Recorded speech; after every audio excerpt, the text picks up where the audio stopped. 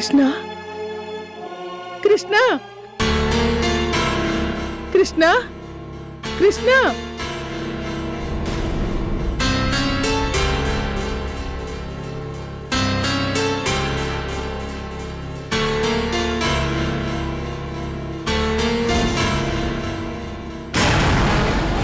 కృష్ణ ఓ అన్నపూర్ణదేవి గారా,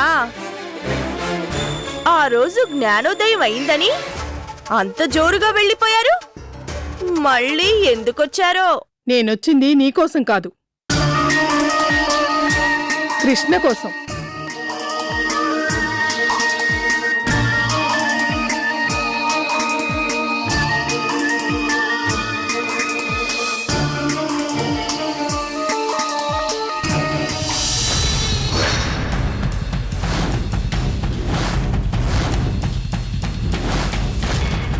ఆయన లేరు. ఉన్నా మిమ్మల్ని కొలవనివ్వను. సౌందర్య, తల్లి నీ కొడుకుని వేరు చేయాలనుకుంటున్నావా? మీరు నా కృష్ణని నా నుంచి దూరం చేయాలనుకుంటున్నారా? అనవసరంగా గొడవ చేయకు. ఇన్నాళ్ల తర్వాత కృష్ణ వచ్చాడని తెలిసి గంపెడు ఆశతో వాణ్ణి చూద్దామని వచ్చాను. నీకు పుణ్యం ఉంటుంది. దయచేసి నా ఆశ నిరాశ చేయకు. ఒక్కసారి వాణ్ణి కళ్ళారా చూసి అమ్మ అనే పిలుపుని చెవులారా విని వెళ్ళిపోతాను. వెళ్ళిపోతారో, నా మొగుడిని నా నుంచి దూరంగా లాక్కొనే పోతారో ఎవడికి తెలుసు. నేను వాడి కన్న తల్లిని, వాడి సుఖాన్ని కోరుకుంటాను. నేను కృష్ణని కట్టుకున్నదాన్ని. నా జాగ్రత్తలో నేనుంటాను. ఇక వెళ్ళండి. సౌందర్య, అంత మాట అనుకు. ఒక్కసారి వాడిని చూడివ్వు. కృష్ణ, ఆగండి. వీల్లేదు. మిమ్మల్ని కలవనివ్వను. మర్యాదగా వెళ్తారా, మెడబట్టి బయటికి గెంటించమంటారా?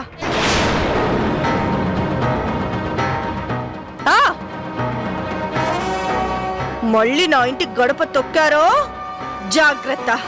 వెళ్ళండి.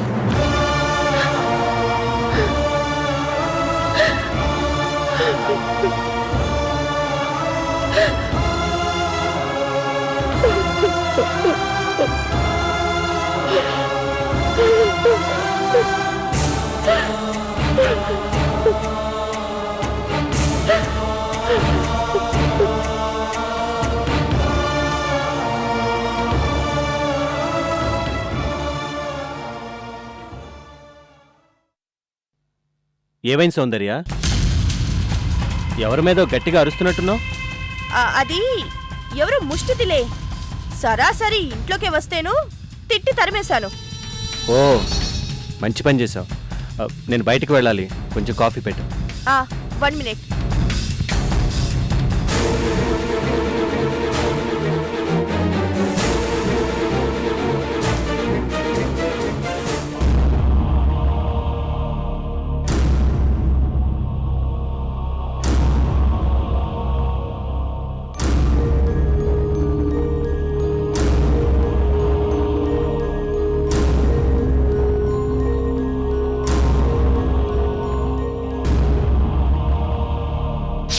ఈ కోటేశ్వరరావు పోటీ చేసి ప్రెసిడెంట్ గా ఎన్నికయింది నీ పాపాల చిట్టా తవ్వి తీయడానికి.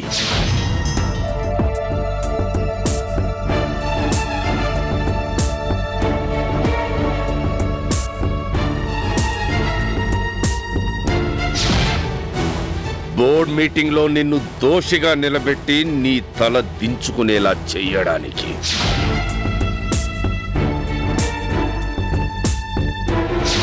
చేంబర్ డబ్బులు 50 కోట్లు నువ్వు పందికొక్కులా మింగేసినందుకు నిన్ను అరెస్ట్ చేయించడం కోసమే.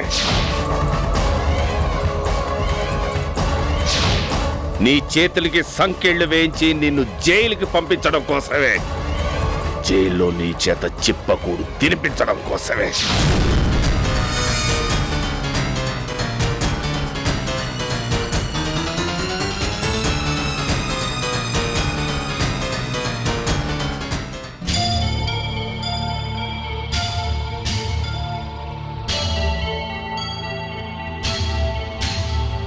సార్, ఛాంబర్ నుంచి నోటీస్ వచ్చింది.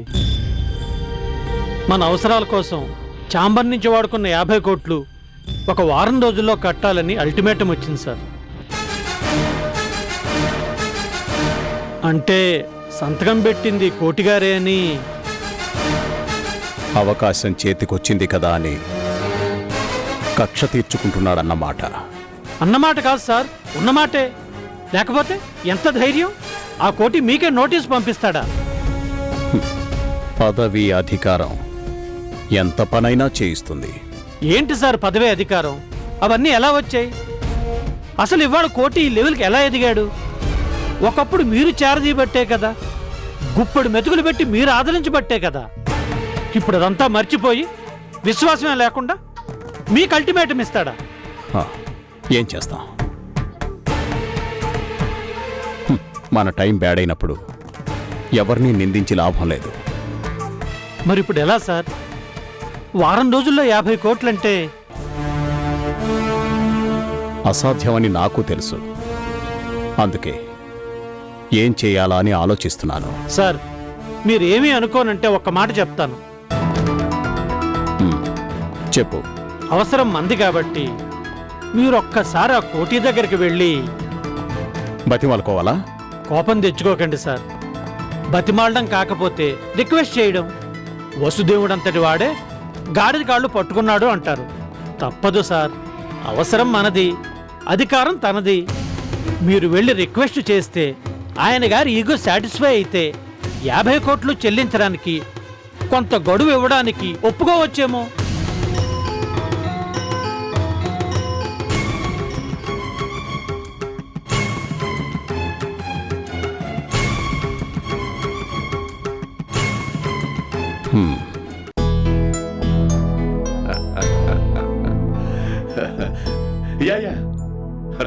Thank you very much.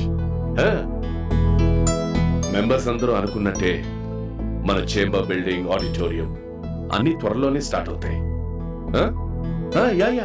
పనులన్నీ చకచకా జరుగుతున్నాయి.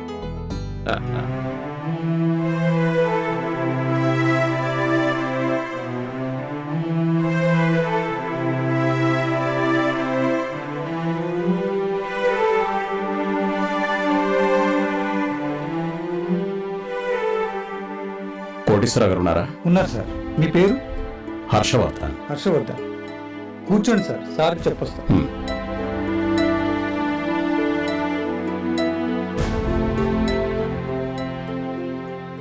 చెప్పాను కదండి, ఈ కోటేశ్వరరావు తలుచుకుంటే ఏ పనైనా జరిగి తీరాల్సిందే. ఎక్స్క్యూజ్ మీ సార్, యా, మీకోసం హర్షవర్ధన్ గారు వచ్చారు సార్.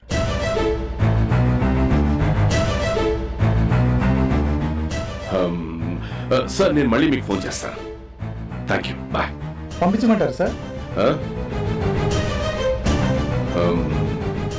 బిజీగా ఉన్నానని చెప్పు. సార్ బిజీగా ఉన్నానని చెప్పు. Okay sir.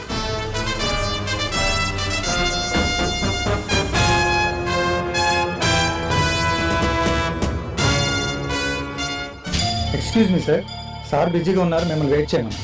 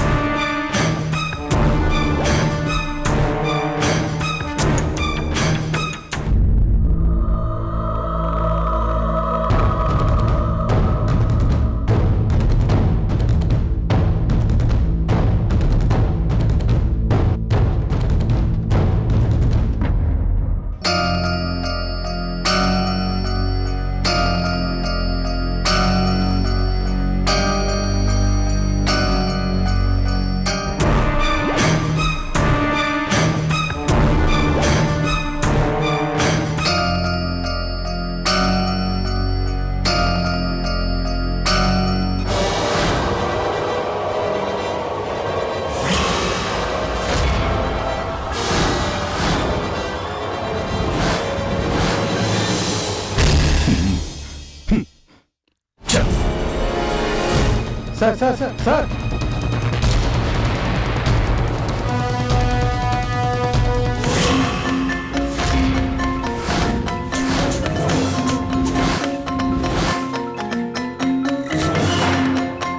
మిస్టర్ కోటేశ్వరరావు, ఇదేనా మీ busy? Yeah I'm quite busy. ఎందుకంటే చెవులు సరిగ్గా క్లీన్ చేసుకోలేదనుకో డయాఫ్రమ్ సరిగ్గా పనిచేయదు. డయాఫ్రమ్ సరిగ్గా పనిచేయలేదనుకో ఎదుటి వాళ్ళు ఏం చెప్తున్నారో సరిగ్గా వినిపించదు. ఎదుటి వాళ్ళు ఏం చెప్తున్నారో వినిపించకపోతే అదనమాట. అందుకనే this is also very very important పని. Koti, please address me as Koteswararao.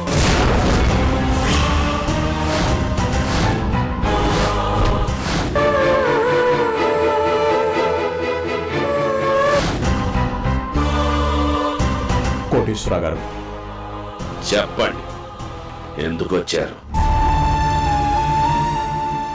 ఇది తెలుసు. తమరు మింగేసిన చేంబర్ డబ్బుని కక్కమని పంపించిన నోటీస్. వారం రోజుల్లోగా అంత డబ్బుని కట్టలేరని తెలుసు. ఇలా నా ముందుకి వస్తారని తెలుసు. నా ముందు తల ఉంచుకుని దీనంగా వేడుకుంటారన్న సంగతి నాకు తెలుసు. ప్లీజ్ కోటి, ఇది నీకు న్యాయం కాదు. దెయ్యాలు వేదాలు వల్లిస్తే వినడానికి చాలా అసహ్యంగా ఉంటుంది. సరే, నేను చేసింది తప్పే, ఒప్పుకుంటున్నాను.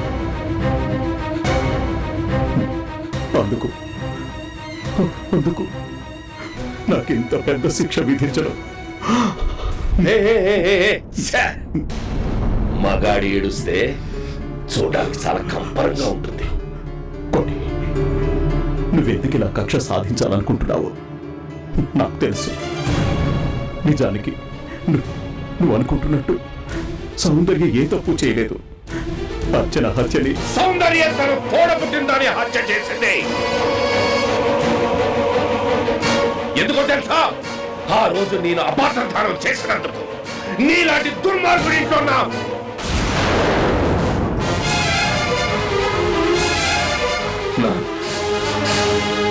పెరగనిచ్చినందుకు. అది కాదు కోటి, అసలు ఏం జరిగింది? నేను చెప్తాను. ఒక తల్లి గుండె బద్దలైంది, ఒక తండ్రి మనసు ముక్కలైంది. అందుకు కారణం నువ్వు, నీ పెళ్ళం, నీ కుటుంబం మొత్తం. అందుకే చేసిన పాపానికి ఫలితాన్ని అనుభవించాలి. సరే, ఇప్పుడు నేనేం చెప్పినా నువ్వు వినే స్థితిలో లేవు. అదంతా మన వ్యక్తిగతం. ఇది మాత్రం చేంబర్ స్వార్జితం. ఎన్నో ఏళ్లుగా ఎంతో మంది మెంబర్స్ కష్టపడి కూడబెట్టి కాపాడిన డబ్బుని, ఆ డబ్బుని మొత్తం నువ్వు ఒక్కడివే పందికొక్కులా మెక్కేశావు. నువ్వు మెక్కేసిన ఆ డబ్బుని కక్కించడానికే ఇవాళ నేను ఆ చైర్లో కూర్చున్నాను. కక్కిస్తాను, మొత్తం డబ్బుని నీ చేత కక్కిస్తాను మిస్టర్ హర్షవర్ధన్. ప్లీజ్ నాకు ఒక్క అవకాశం ఇవ్వు. ఇవ్వను. కనీసం ఒక్క నెల రోజులు గడవైనా ఇవ్వను.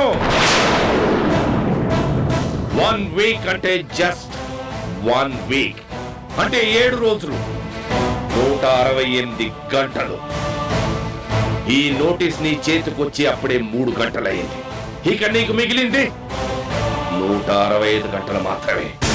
ఈలోగా నువ్వు ఆ 50 కోట్లు కట్టేస్తే పోనీ పాపాన్ని క్షమించి వదిలిపెడతాను. లేదా అరెస్ట్ చేయించి జైల్లో పెట్టించి అప్పుడు నీ చేత తినిపిస్తాను. చెప్పకూడు. నా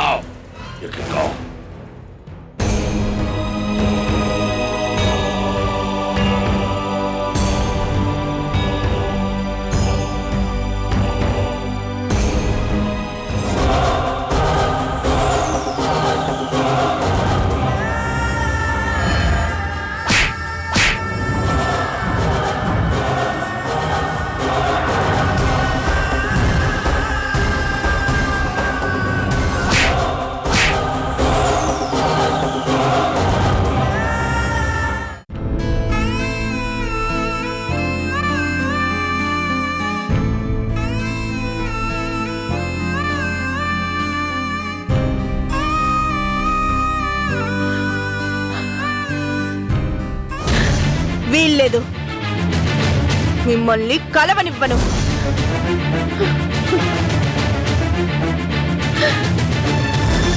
మర్యాదగా వెళ్తారా, మెడబట్టి బయటికి గెంటించమంటారా?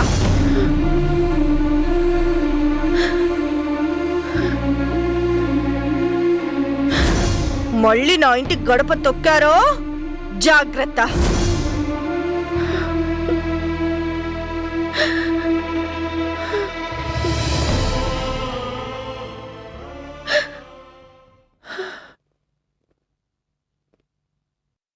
అన్నపూర్ణ,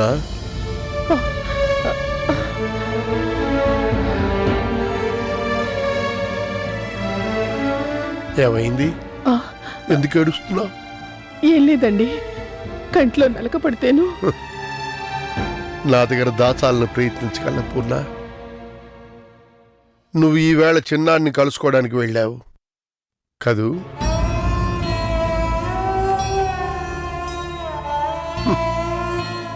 అక్కడ నీ చిన్న కోడలు సౌందర్య సిగ్గు లేకుండా మళ్ళీ ఎందుకు వచ్చావత్తయ్యా అని నీకు గొప్ప మర్యాద చేసింది కదూ? కృష్ణ నావాడు, నేను చెప్పినట్టే వింటాడు, అతడి మీద మీ గాలి కూడా సొక్కడానికి వీల్లేదు అని నోటుకొచ్చినట్టల్లా తిట్టింది కదూ?